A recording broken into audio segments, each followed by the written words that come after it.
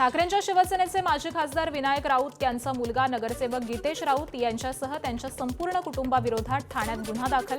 विनायक राऊत यांची सून गिरिजा राऊत यांनी दिलेल्या तक्रारीवरून गुन्हा दाखल। गिरिजा राऊत यांनी कौटुंबिक छळ केल्याचा आरोप करत राऊत यांच्यावरती गुन्हा दाखल केलाय। मात्र गिरिजा राऊत यांचे आरोप विनायक राऊतांनी फेटाळले। गिरिजा यांनी 2018 ते 2022 पर्यंत पोलिसात तक्रार का केली नाही असाही सवाल विचारला। गिरिजा राऊतांनी 12 कोटींची मागणी केली होती, त्यात घर आणि कारचा समावेश होता। मात्र आपण ती मागणी मान्य केली नाही म्हणून गुन्हा दाखल करण्यात आल्याचा आरोप विनायक राऊत यांनी गिरिजा राऊत यांच्यावरती केलाय। हे 12 करोड रुपये मागितले डीव्हीच्या नोटीसमध्ये आणि त्याशिवाय दरमहा 5 लाख रुपये खर्च मागितला।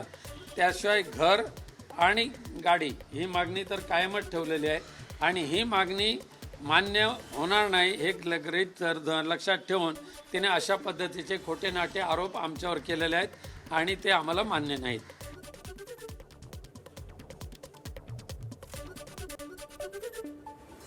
2017-18 पर्यंत गीतेश आणि आपल्यात कुठलेच शारीरिक संबंध नव्हते। गीतेशची शारीरिक अक्षमता लपवण्यासाठी अघोरी कृत्य केल्याचा गिरिजा राऊतांचा आरोप।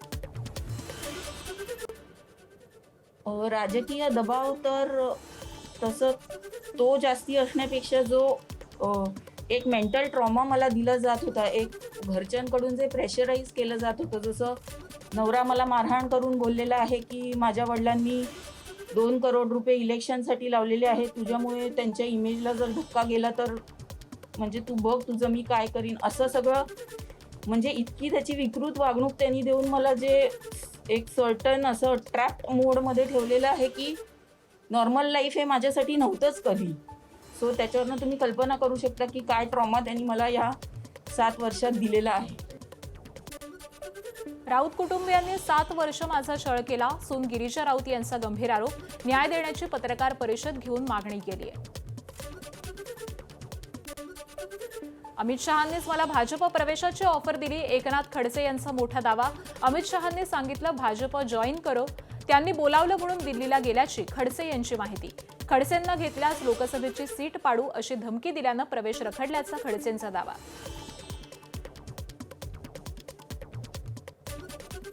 एकनाथ खडसेंच्या भाजप अमित शहा यांनी मला फोन केला होता, मला त्यांनी दिल्लीला बोलवून घेतलं होतं। त्यावेळेस मला माहिती नव्हतं काय काम आहे आणि गेल्यानंतर त्यांनी मला सांगितलं होतं की भाजप जॉईन करो। ते म्हणाले आपको अगर प्रवेश देंगे तो भाजप के लोकल लोग आपके पार्टी बोल रहे कि हम काम नहीं करेंगे, हम सीट गिरा देंगे, ऐसा वो ब्लॅकमेल कर रहे हैं। एकनाथ खडसेंच्या भाजप प्रवेशाबाबत काहीही माहिती नाही, मंत्री गिरीश महाजन यांनी केलं स्पष्ट। गुलाबराव पाटील खडसेंविषयी अधिक माहिती ठेवत असल्याचं सांगत अधिक बोलणं टाळलं। खडसेंच्या भाजप प्रवेशाची पुन्हा एकदा चर्चा होते। गुलाब भाऊंना माहित हो, मला काही माहिती नाही त्याच्याबद्दल, कारण हे जास्त माहिती ठेवतात सध्या। मी सध्या सगळ्या जिल्ह्यामध्ये जिथे इथे आता पाऊस झाला, अतिवृष्टी झाली, दरड कोसळली, घरं पडलेत, त्या ठिकाणी मी सध्या 8 दिवसापासून फिरतोय। आपल्याला कल्पना आहे 4-5 तारखेपासून 4 तारखेपासून त्यांच्याबद्दल अधिक माहिती गुलाब भाऊ सांगू शकतील। तुळजाभवानी देवीच्या दर्शनाचा वाद थेट उपमुख्यमंत्री एकनाथ शिंदेंच्या दरबारी। पुजाऱ्यांचे प्रश्न घेऊन खासदार ओमराजे निंबाळकर यांनी एकनाथ शिंदेंची भेट घेतली। तुळजाभवानी मंदिराचे सर्व कामकाज पुजाऱ्यांना विश्वासात घेऊनच करा, एकनाथ शिंदेंच्या जिल्हाधिकाऱ्यांना फोनवरून सूचना। भाजप युवा मोर्चाचे पुणे जिल्हाध्यक्ष वैभव सोलनकर यांच्या गाडीवरती अज्ञात व्यक्तींकडून हल्ला। हा हल्ला रोहित पवार यांनी घडवून आणला असल्याचा वैभव सोलनकर यांचा आरोप। इंदापूर इथून शेतकऱ्यांची बैठक संपवून घरी परतत असताना कान्हेरी रोडवर हल्ला झालाय। वारंवार मी बारामती अॅग्रोच्या विषयामध्ये बोलत असताना बारामती अॅग्रोला पोल्युशन बोर्डाने नोटीस देखील काढलेली आहे आणि आम्ही याच्यानंतर आमची काय भूमिका असेल ह्या विषयासाठी मी शेतकऱ्यांना एकत्रित करून आम्ही आज त्यांच्यासोबत बसलो होतो। ते झाल्यानंतर माझ्यावरती हल्ला होतो, म्हणजे हे मला कुठेतरी थांबवण्यासाठी किंवा बॅड हल्ला करून ह्या विषयामध्ये थांबवण्यासाठी रोहित पवारने काळजी केलेलं दिसतंय। रोहित पवार मी पण ढेकळवाडी गावचा आहे, इथून पुढे तुझ्या कारखान्याच्या विषयात अजून अग्रेसिव्हपणे भूमिका मांडणार। आमदारावर तुम्ही गंभीर आरोप करता। नाही, रोहित पवारनेच घडवून आणले ना, दुसरं कोण घडवणार आहे? या महाराष्ट्रामध्ये असे हल्ले कोण घडतो? रोहित पवारच घडवतो ना, दुसरं कोणाला सवय नाही असे हल्ले घडवायची। भंडाऱ्यातील बीटीव्ही भाजी मार्केटच्या व्यापाऱ्यांना जिल्हा न्यायालयाचा मोठा दिलासा. बाजाराबाहेर काढण्याच्या नगरपालिकेच्या कारवाईला न्यायालयानं स्थगिती दिली. मुख्य दावा निकाली निघेपर्यंत व्यापाऱ्यांना हटवू नका, नगरपालिकेला आदेश. अहिल्यानगरच्या श्रीरामपूरमध्ये वाढत्या गुन्हेगारी विरोधात व्यापाऱ्यांसह सर्वपक्षीयांचा एल्गार. श्रीरामपूर शहर बंद ठेवत पोलीस प्रशासनाचा निषेध. श्रीरामपूर बंदला 100% प्रतिसाद. शहरात गेल्या 11 दिवसात प्राणघातक हल्ल्याच्या 4 घटना घडल्यात. पुण्यात सिंहगड परिसरामध्ये पत्नीसोबत झालेल्या वादातून पतीनं घरातील साहित्याला आग लावली. या आगीमध्ये घरातील 3 पाळीव मांजरांचा होरपळून मृत्यू झालाय. पतीविरोधात पोलीस ठाण्यात गुन्हा दाखल. पोलिसांकडून चौकशी सुरू. नागपुरात जप्त केलेल्या गोरी ब्युटी क्रीममध्ये प्रमाणापेक्षा अधिक पारा आणि शिस. गोरी ब्युटी क्रीममध्ये 11,991 ppm पाऱ्याचं प्रमाण तर 3.2 ppm शिस आहे. अन्न आणि औषध प्रशासनाची गोरी ब्युटी क्रीमच्या विक्रीवर बंदी. पाकिस्तानमध्ये निर्मिती होणाऱ्या गोरी क्रीमची भारतात अवैधरित्या विक्री. महाराष्ट्र कर्नाटक सीमेजवळ तडवळ रेल्वे स्थानकावरती उभ्या असलेल्या यशवंतपूर बिकानेर एक्सप्रेसमध्ये शनिवारी पहाटेच्या वेळी दरोडा. ही गाडी स्थानकावरती तब्बल 74 मिनिटं उभी होती. संधी साधत 4 ते 5 अज्ञात दरोडेखोरांकडून S4, S6 आणि S7 या डब्यामध्ये दरोडा घातला. महिलांसह प्रवाशांना मारहाण करत रोख रक्कम, दागिने आणि मौल्यवान वस्तू लुटल्यात. प्रशासनाकडून अज्ञात दरोडेखोरांचा शोध सुरू. पुढील तपास सोलापूर रेल्वे प्रशासनाकडून केला जातोय. नागपूर शहरात एकाच दिवशी 3 धाडसी चोऱ्या. सीसीटीव्हीत कैद झाले 5 चोरटे. अन्ना गँग शहरात पुन्हा सक्रिय झाल्याची चर्चा. पोलिसांकडून आरोपीचा शोध सुरू. पुण्यातील हॉटेलवर कारवाई करणाऱ्या पोलीस उपनिरीक्षक संदीप कदम यांचं निलंबन मागे. रात्री उशिरापर्यंत सुरू असलेल्या हॉटेलवरील करण्यात आली मोठी कारवाई. पुन्हा सेवेत रुजू होण्याचे पोलीस आयुक्तांचे आदेश. नागपूरच्या बोखारा ग्रामपंचायतीत 67 लाखांचा सिमेंट रस्ता चोरीला गेल्याचा आरोप. आधीच असलेल्या रस्त्यावरती नवीन काम दाखवून बिल काढल्याचं खासदारांच्या निदर्शनास आलं. ग्रामसेवक आणि कंत्राटदाराच्या संगनमतानं भ्रष्टाचार झाल्याचा ग्रामस्थांचा दावा आहे. बीड जिल्ह्यातील केजमधील घरकुल घोटाळ्यातील आरोपींना कारणे दाखवा नोटीस. त्यानंतर चौघांनी नगरपंचायतीकडे तातडीनं भरले 20 लाख रुपये. घरकुल योजनेमध्ये तब्बल 4,40,26,00,000चा अपहार. तत्कालीन मुख्याधिकाऱ्यांसह 6 जणांविरोधात गुन्हा दाखल.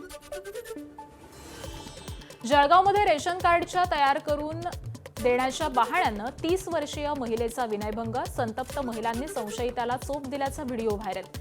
पोलिसांनी गुन्हा दाखल करून आरोपीला अटक केली आहे. बीडच्या आंबेजोगाईतील घाटनांदूरमध्ये भर रस्त्यात तरुणाची हत्या. 23 वर्षीय ज्ञानेश्वर वाकडे याला हत्यारानं आणि दगडानं ठेचून मारलंय. हल्ल्यामध्ये ज्ञानेश्वरचा मित्र गंभीर जखमी. उपचार सुरू आहेत. रायगडमधील पालीतील रासल गावामध्ये 20 वर्षीय तरुणाचा विहिरीत बुडून मृत्यू.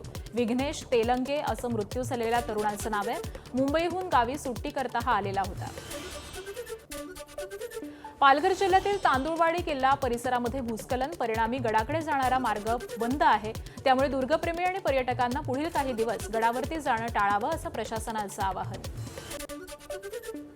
धाराशिवच्या किनी गावात 250 एकरांवरील सोयाबीन उगवणीला फटका. बीज प्रक्रियेसाठी वापरलेला सिकाडा औषधामुळे उगवण न झाल्याचा शेतकऱ्यांचा आरोप आहे. तात्काळ पंचनामे करून दुबार पेरणीसाठी मदत द्या, शेतकऱ्यांची मागणी. नांदेडच्या हिप्परगा माळ गावामध्ये 100हून अधिक हरणांच्या कळपानं उगवलेलं सोयाबीन फस्त केलंय. बोगस बियाणं आणि पावसाच्या खंडानंतर आता सोयाबीन पिकावरती संकट आलंय. वनविभागानं तातडीनं बंदोबस्त करावा, गावकऱ्यांची मागणी आहे. राज्यामध्ये निकृष्ट दर्जाचं बियाणं देणाऱ्या कंपन्यांवरती थेट फौजदारी गुन्हे दाखल. अमरावतीनंतर आता थेट अकोल्यामध्ये सोयाबीन बियाणं कंपन्यांवरती गुन्हे दाखल. उगवण चाचणीमध्ये नापास झालेलं बियाणं या कंपन्यांनी शेतकऱ्यांच्या माथी मारल्याचं उघड. बूस्टर आणि रवी सीड्स बियाणं कंपन्यांवरती गुन्हे दाखल. अकोला जिल्ह्यात बियाणे उगवण संदर्भात शेतकऱ्यांच्या मोठ्या प्रमाणात तक्रारी प्राप्त झालेल्या होत्या. आजपर्यंत जिल्ह्यात एकूण 995 तक्रारी प्राप्त झालेल्या आहेत. यामध्ये रवी सीड्स या कंपनीच्या एकूण 310 तक्रारी आहेत आणि बूस्टर प्लांट जेनेटिक्सच्या 191 तक्रारी होत्या. आणि यांच्या प्रयोगशाळेमध्ये नमुने मोठ्या प्रमाणावर अप्रमाणित आलेले असल्या कारणाने यांच्यावर आज आपण सिटी कोतवाली आणि MIDC पोलीस स्टेशन येथे गुन्हा दाखल केलेला आहे. रायगडमध्ये भात लागवडीला सुरुवात, पुरामुळे 60 ते 70% रोप कुजल्यानं शेतकरी चिंतेत. मुसळधार पावसामुळे बहुतांश भातशेतीचं मोठं नुकसान, तातडीनं नुकसान भरपाईची शेतकऱ्यांची सरकारकडे मागणी. नांदेडच्या बिलोली तालुक्यातील किनाळा आणि हिप्परगा गावातील शेतकऱ्यांवरती दुबार पेरणीचं संकट. बोगस बियाणं आणि पावसाच्या गॅपमुळे शेतकरी संकटात. बोगस बियाणांमुळे 100 एकरपेक्षा जास्त क्षेत्रावरती फक्त 10% सोयाबीन उगवलंय. रत्नागिरी जिल्ह्यातल्या उमरे गावातला धबधबा प्रवाहित. धबधबा पाहण्यासाठी पर्यटकांची गर्दी. परिसरातील निसर्ग सौंदर्य आणि विविध रंगी पक्षी पर्यटकांच्या आकर्षणाचं केंद्र ठरतात. रत्नागिरी जिल्ह्यातील चांदेराई गावात असलेल्या धबधबा प्रवाहित. मुख्य रस्त्यापासून जवळ असलेला धबधबा पाहण्यासाठी पर्यटकांची गर्दी. धबधब्याकडे जाणारी पायवाट अवघड असली तरीही पर्यटकांची पसंती आहे. धाराशिवच्या दहिफळ परतापूर रस्त्यावरती खड्ड्यांचं साम्राज्य. 260 विद्यार्थ्यांनी जिल्हाधिकाऱ्यांना पत्र लिहिलंय. पावसाळ्यात शाळेला जाणं कठीण, तातडीनं रस्ता दुरुस्त करण्याची मागणी आहे. मराठवाड्यात अजूनही अपेक्षित पाऊस नाही. हिंगोली जिल्ह्यात पाण्याची टंचाई. माळसेलू गावातल्या नागरिकांची पाण्यासाठी होणारी पायपीट पाहता गावातील अनिल देशमुख या युवकानं गावकऱ्यांसाठी उपलब्ध केलाय मोफत पाण्याचा टँकर. या टँकरमुळे भटकंती कमी झाल्यामुळे गावकऱ्यांकडून समाधान व्यक्त. गडचिरोलीमधल्या मेंढा चांदाळा गावामध्ये रानटी हत्तीचा मोठा धुमाकूळ सुरू. धान रोपांची नासधूस तर गोदामांचे शटर तोडल्याच्या घटना समोर. या घटनांमुळे शेतकऱ्यांचं मोठं नुकसान आणि परिसरामध्ये भीतीचं वातावरण. 4 दिवसांपूर्वी या हत्तीनं एका सायकल स्वारालाही चिरडलेलं होतं. उत्तर प्रदेशातील पिलभीतमध्ये मानवी वस्तीत मगर आढळल्यामुळे खळबळ. वनविभागानं अथक प्रयत्नांनंतर मगरीला पकडून धरणामध्ये सोडलंय. पावसामुळे नद्यांना पूर आल्यानं मगर मानवी वस्तीमध्ये आली होती. हिमाचल प्रदेशच्या मंडीमध्ये दरड कोसळून हाहाकार. डोंगरांवरून सुरुवातीला छोटे छोटे दगड खाली आले, त्यानंतर काही सेकंदामध्येच डोंगराचा मोठा भाग कोसळला. काही क्षणात रस्त्यावरती मातीचा ढिगारा साचला. वाहतुकीसाठी संपूर्ण रस्ता बंद आहे. मोठी दुर्घटना टळली आहे. उत्तराखंड राज्याच्या डोंगर रांगांमध्ये अनेक ठिकाणी भूस्खलन. उत्तर काशी जिल्ह्यातील स्नाना चट्टी या भागामध्ये झालेल्या भूस्खलनामुळे यमुनोत्री राष्ट्रीय राज्यमार्ग बंद झालाय. महामार्गावरती अडकलेल्या लोकांची सुटका करण्यासाठी प्रशासनाकडून प्रयत्न सुरू आहेत.